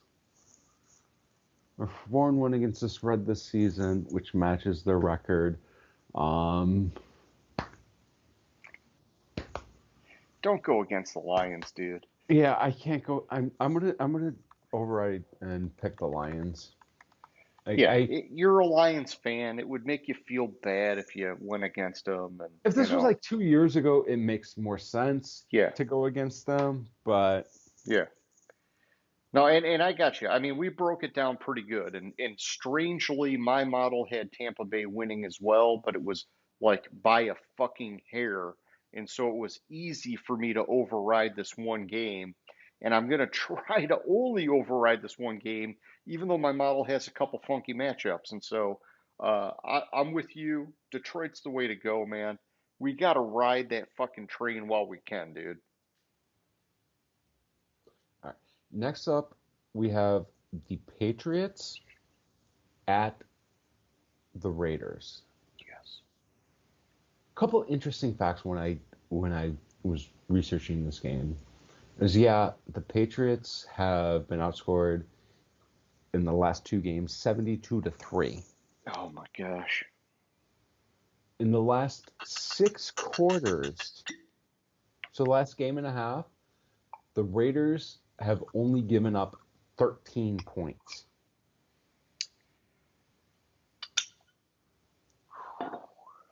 That's a good one to know, but I don't know how much I trust it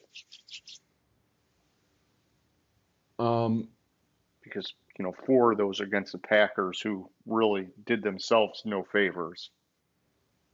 And Aaron Jones was out too, but, you know, which honestly, I'm telling you, that Green Bay offense, it's night and day when Aaron Jones doesn't mhm. play. So, you want to hear an interesting stat? Fuck yeah, I Josh do. Josh McDaniels is 2-0 against Belichick. Well, I'm thinking some mean reversion.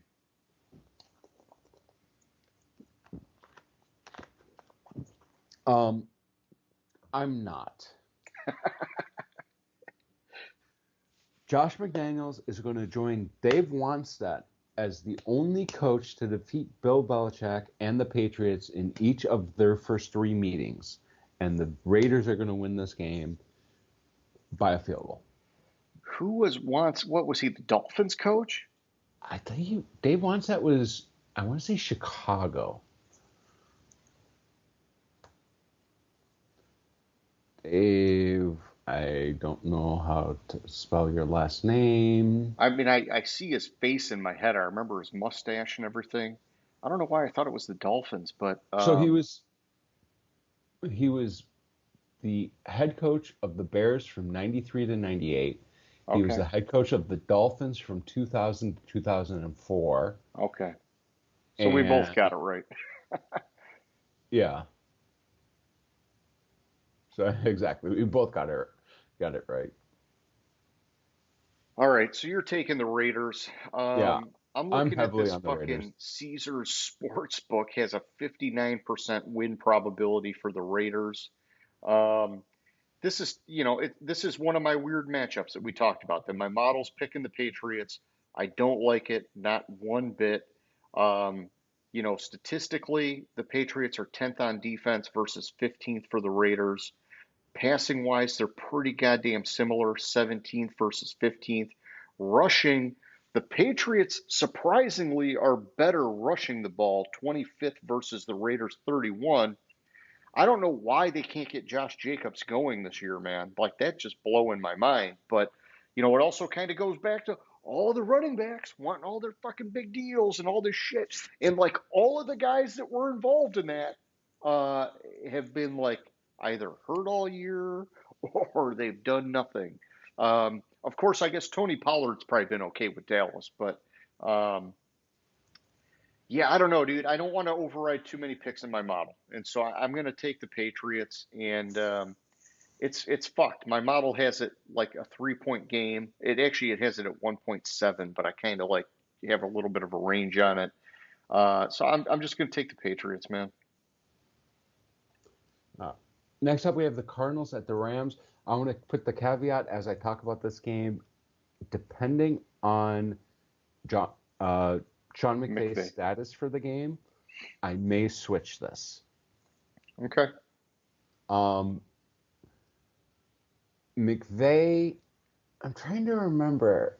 I don't have it in my notes, but I don't think McVay has lost to the Cardinals. Okay. Yeah, I vaguely remember you saying something about that. It must have been last season. Yeah. Hmm. I I want to look it up because John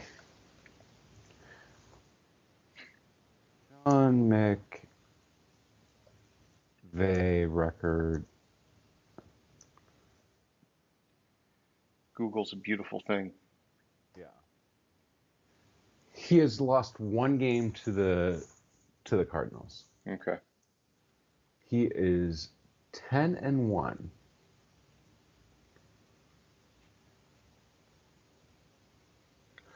Um, so yeah, his good for him. His son could be born. His first son could be born at any time. He may miss the game. My model has Arizona or has the Cardinals. I've said this twice now, trying to say the Rams winning the game 24-20, which tells me I should go with the Cardinals. And with those two slips, I'm going to take it as a sign and switch to the Cardinals anyways. Oh my gosh, you're letting the universe tell you. Okay, let me flip your pick here.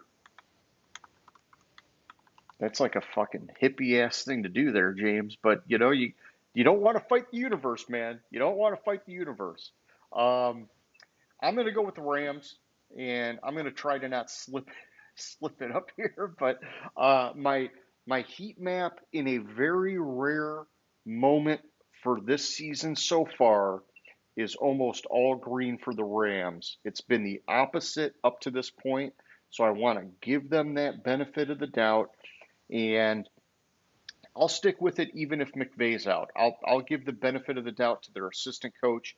You went through I forget what his name was, but then their coordinators, they got Mostert on or Raheem Morris on defense, and I like the Rams, man.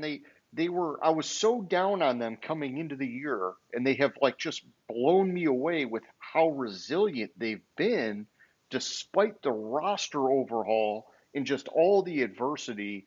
And so I'm going to stick with the Rams, man. All right. Next up, we have the Philadelphia Eagles at the New York Jets. So I'm going to go off on a little tangent here. In NFL history, per NFL.com, the Buffalo Bisons were 7-0 against the Columbus Tigers. The Green Bay Packers were 8-0 versus the Minneapolis Red Jackets. The Frankfurt Yellow Jackets were 9-0 against the Buffalo Bisons. And then you had the Green Bay Packers that were 10-0 versus the Brooklyn Tigers/Dodgers. Besides the Green Bay Packers, nobody's heard of any of those other teams. Yeah. Maybe our grandparents. No, not even our grandparents, probably. But maybe. Maybe. I think some of them ended in the 20s, 30s. Anyways, there's a whole point to this. The Philadelphia Eagles all time against the New York Jets, 12-0. Yeah, that's fucking awesome. Yeah, of course, it's 2023. Will Philadelphia become 13-0 against the Jets?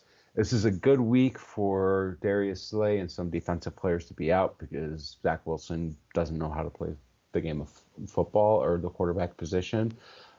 Even with those injuries, I have it as a 27-17 victory by the Eagles. I don't know how the Jets score 17. I'm on the Eagles all day, all night. Yeah, I've got the Eagles in the top 10 in every category except their 11th on defense, which is like right on the fringe. Mm-hmm. And I don't have the Jets in the top 10 in anything. The closest they get is 12th in rushing. I mean, my heat map, it's not a good match. Like, you want to see good matchups. You want to see good battles. And when I see things like I see in my heat map here, where it's almost all green for Philly, I don't know, man. You just go with it, dude. And yeah, I mean, could it be one of those trap games? Maybe. I highly doubt it though, because Philly has been winning, but they've had to fight hard in every game to win. And so I don't think they're taking any game for granted, even though they hypothetically could walk into this matchup doing that. And so I got to go Philly here, man. It could theoretically be a trap game because the Eagles do play the Dolphins next week. I'm just going to put that out there, but I agree with you. I don't think it is going to be one of those trap games. All right, next up we have the Daniel Jones list. Oh, yeah, that actually might be good for them. At the Buffalo Bills. Tyrod Taylor, man. I miss that guy. I like him a lot, dude. Could that be good for him? When I modeled it, I had Buffalo, without Daniel Jones out, I had Buffalo winning 34-7. Okay. Take Daniel Jones out, I have Buffalo winning 34-12. Gives them a little bit. Isn't Yeah, a little Buffalo's bit. defense is really starting to lose guys, man. Yeah. Tre'Davious White's out, Matt Milano's out. hmm I don't Yeah, like and that, but the Giants are just bad. that could have also been part of the disparity because I had to take out some of the Bills players, but the Bills are my survivor pick of the week. Okay. Yeah, well, you might as well just anybody playing the Giants now, right? Um, Except for you can only pick a team once. but that's what I'm saying. So you just rotate teams, whoever's playing the Giants this week, right? As long as you Yeah, don't double up on them. it's generally the Giants or the Jets. Yeah, I Some got you. exceptions, but yeah. All right, so yeah, I don't want to overcomplicate it. I am excited that Tyrod Taylor's going to get a start, and I think I mean, fuck, dude, he's been in the league a long time now. So if I'm not mistaken, he was drafted by Baltimore, but he had time in Buffalo, and then he had time with the Chargers, and now he's with the Giants getting a go at Buffalo. I don't really know how much that matters. It's not like, I think you're missing Cleveland in there. oh yeah. So I mean, holy cow, he's like a So big he time was journeyman. he was drafted by the Ravens, then he went to the Bills, then he was at Cleveland, then he was with the Chargers, then he was with the Texans, and now he's with the Giants. Oh, I forgot about the Texans. Okay. Yeah, Yeah. Cleveland, once you said that, that rung a bell, but the Texans, really, that one was way out of my mind. But So he's uh, played for two, three, four, five. This is his sixth team. yeah, I'm just curious. he's like a Fitzpatrick? poor man's version of Fitzpatrick or maybe even Josh McCown. Yeah. Ryan Fitzpatrick, I mean, takes the cake. He played for Yeah, the Rams, then the Bengals, then the Bills, then the Titans, then the Texans, then the Jets, then the Bucks, then the Dolphins, then Washington. 9 teams. Yeah. But yeah, so And he went to Harvard. So, yeah, I fucking love Ryan Fitzpatrick, but I like Tyrod Taylor a lot too. He's one of those like great stories of a career backup that mhm. just keeps finding a way to hang in there. And I like that longevity. I don't think he's going to be good enough to win this game for the Giants, but I just think it's cool that he's getting another chance to start. And so yeah, at the end of the day, I'm taking Buffalo, man. Yeah. So I went back and looked at my survivor picks. Week 1 was Baltimore, 2 was San Francisco, 3 was Kansas City, 4 was Philadelphia, 5 was Miami, and this week is Buffalo. Okay. So, I mean, I'm doing pretty good so far. Heck yeah, man. Um, Next up, we have the Cowboys at the Chargers. Monday Night Football. I was kind of surprised about with my model on this game, Yeah, me too. but I forgot. It's the Kellen Moore revenge game. Yeah, I'm glad you said that because I saw that earlier and I was like, whatever. But I like Kellen Moore, man. I'm surprised Dallas got rid of him. I get it; things got a little rocky last year, but he clearly showed he was on the fucking cutting edge of offensive play calling. And so you don't let like a little rough patch fucking totally derail that, in my opinion. I agree with you. So my model had the Chargers winning 29-21, and honestly, um, and this is assuming Eckler is coming back. If Eckler is not back, I Yeah, may take another look at this game. But Herbert,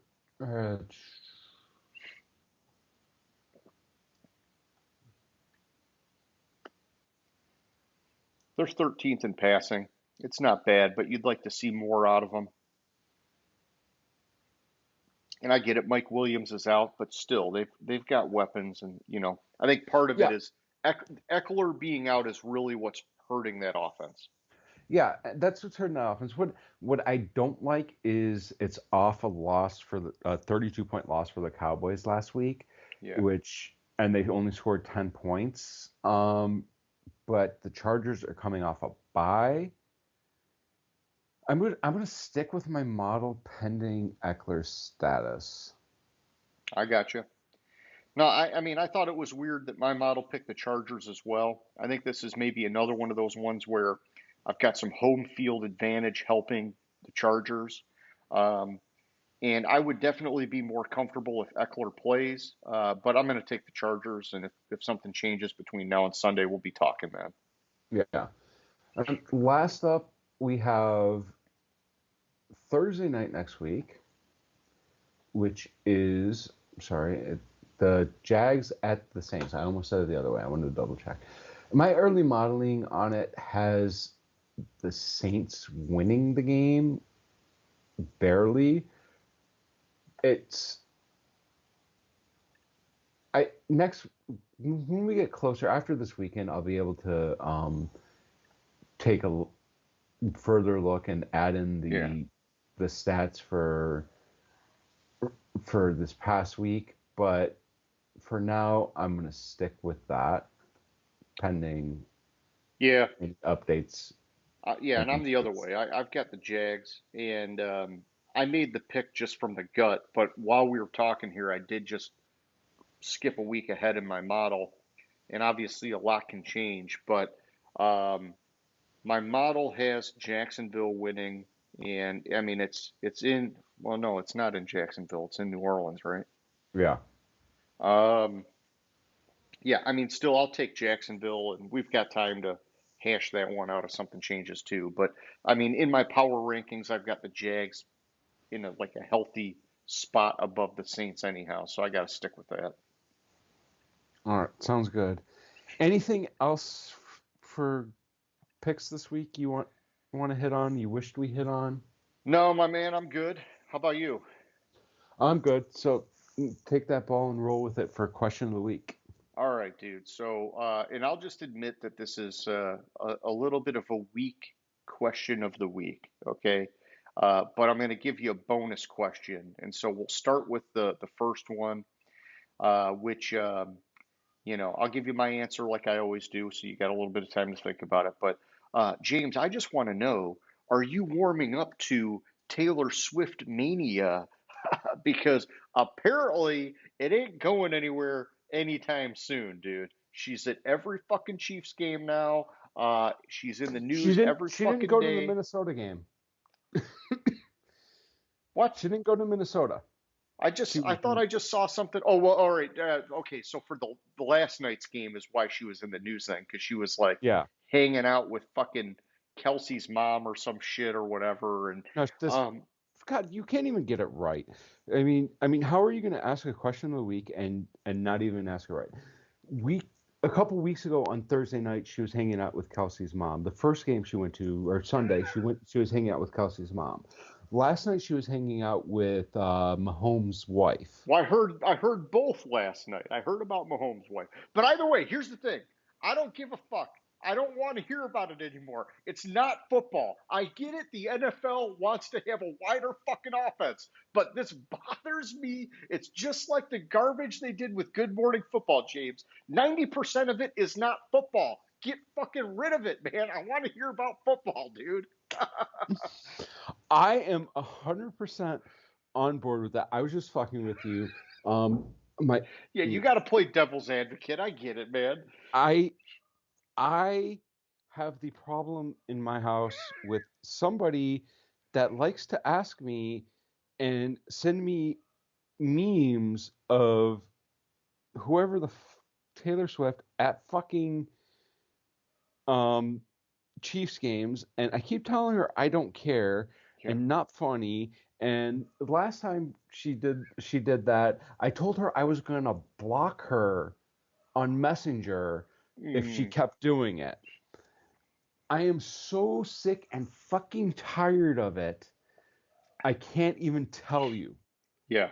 Why the fuck do we? The only reason the NFL cares about it is because they can get a lot of fucking money from fucking Taylor Swift fans who are fucking nuts and buy jersey everything sales and jersey fucking, sales. And I don't give a fuck. I don't want to hear about it. I just would rather not see it or hear or mention it ever again for the rest of my fucking life. All right. Thank you. Well, let me give you the bonus question because I guess me asking that is probably shame on me because it just feeds into the bullshit. Um, so let's go and let's talk about Belichick for a minute because we were talking about him being on the hot seat and possibly getting fired this year. And I don't have the stat in front of me because I wasn't originally going to ask this, but hypothetically, if he gets fired, do you think he continues coaching elsewhere or he hangs it up? Because he is getting long in the tooth. I think he's in his fucking 70s now or whatever, but um,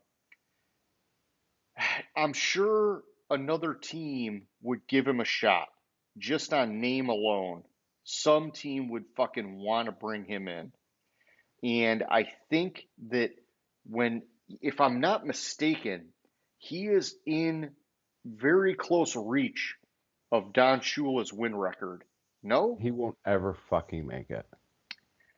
Then what the He fuck is. was I seeing with his He win has. record? I He has thought I saw he 200. was like He has. fucking 13, 30, No. not He 30, like has 30. 299 career wins. The all-time record set by Don Shula is 347. He is 48 wins away That's from pretty the far record. away. That's Yeah, pretty fucking far away. yeah. If it was closer, I could see him wanting to continue to get that record, but because he is so far away and the season has gone so terribly that he's not going to make progress towards that, or not really making progress towards that. Yeah. There's no way. He's I'll find his age. He is fucking old as Yeah, fuck. he's getting old, man. Yeah. He is 71 years old. He would have to coach another 7 or 8 years Yeah. to get that record. Yeah, 329. Well, see now, all right, so yeah, 329 to 347 is what I'm showing. So, but No, that's still all right. So I it's mean, I just Googled it. 299. Oh, It's this includes 299. this includes his postseason wins. Right, but Shula's doesn't. Well, that's what I'm looking for. No, so the one that I'm showing, Shula's 347 includes 2 Super Bowls. See, this is what I'm talking about. So I mean, if you're 18 wins away, man, fuck, I think it changes things if he's only 18 wins away.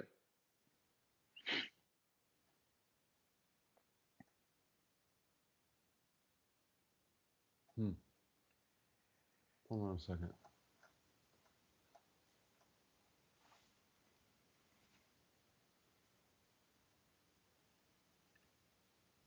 He's less than 18 wins away if you want to include playoff wins. He has 299 regular season, 31 postseason wins, which is That'd be 300, 330, right? 330. Don Shula has, okay, yeah, Yeah. 17. So you and I are 1 game off, but But that, because that includes one win this year. oh, gotcha, gotcha. Okay. So I mean, fucking dude, if he's 17 games away, man, I mean, hypothetically, he could hit that in 2 seasons. You gotta think he would want to fucking do that. Or what else is he coaching for? Because the Patriots are that fucking bad now. That does reframe it. I think if he is fired from, with him being 17, 18, whatever, 16, you're right. That's 2 winning seasons. Yeah. I think he would be tempted to try at least one more year somewhere else.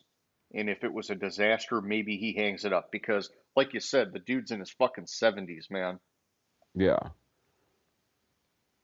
I think But, I was. What is his and 299? I, I'll tell you, just selfishly, me personally, growing up, I was like a crazy fucking Don Shula fan. Loved the Dolphins, loved Marino. Um, I would like Shula to hang on to that record, but if anybody's ever going to take it, it seems like Belichick would be the guy, man. Yeah. So Shula had 328 regular season wins, and Belichick has 299. Okay. Um,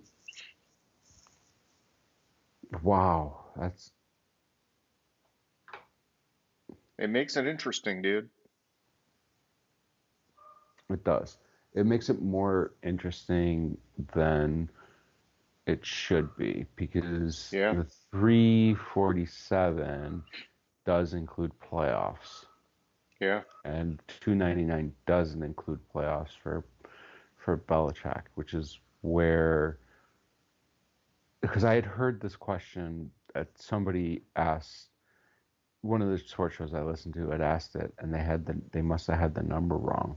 Yeah, they might have just been looking regular They season or who regular knows, season, but yeah, because they had 299 versus 347, so that changes it. yeah. So if Belichick were fired from the Patriots,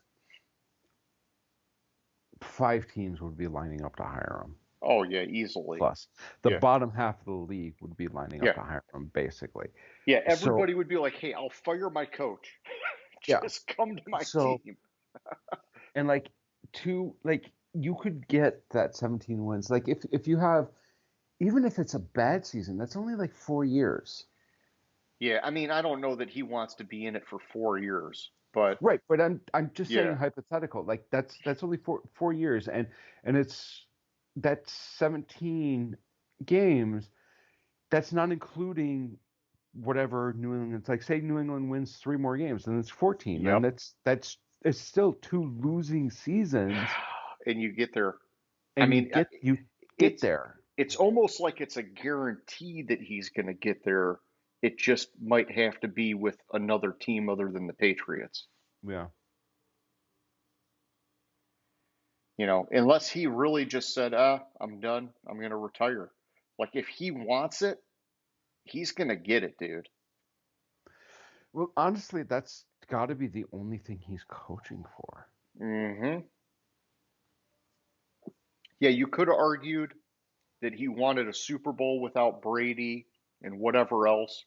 But then I Enough time has now gone and it's gotten embarrassing where it's almost like mhm, you would just fucking walk away from that now. But when you're this close to the total wins, that's the only reason you stay in the game. yeah. So interestingly enough, I just saw this stat. 20 of his assistant coaches have become NFL or NCAA or college head coaches. Oh, he's got a phenomenal tree. 3 of his former players have become head coaches in the NFL. And and glancing at it, like I mean, some of them are one of them one of them Nick Saban Oh, was Saban, one of his phenomenal. Yeah. assistant coaches. Kirk Ferentz from Iowa, Yeah. Jim uh, Schwartz was part of it. Jim Schwartz, uh, obviously Patricia, Brian Flores, uh, Brian Dable. Wow. Yeah. Anyways,